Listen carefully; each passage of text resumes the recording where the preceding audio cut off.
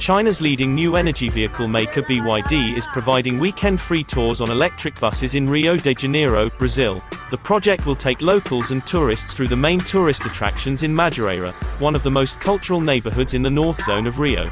A BYD, junto com a Enel, distribuidora de energia, e a Prefeitura do Rio de Janeiro, viabilizaram esse projeto, que é um projeto muito emblemático, de acesso à cultura para os jovens da região, para todas as pessoas conhecerem mais sobre a origem do samba, ao mesmo tempo em que roda-se num ônibus elétrico, não poluente, com baixo ruído, que também traz toda uma temática de educação ambiental.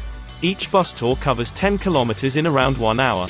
O ônibus elétrico é fundamental, né? A gente já tem diversas normas na cidade que prevêem a descarbonização do transporte público, e o que a gente está aqui fazendo hoje é trazendo esse primeiro veículo rodando nas ruas do Rio de Janeiro, e a partir disso a gente vai ter uma série de parâmetros para aos poucos introduzir a frota elétrica nos ônibus comuns da cidade.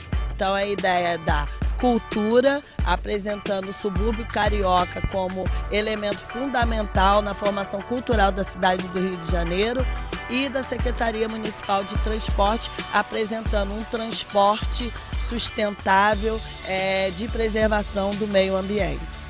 The tours will be organized every weekend until January 2022.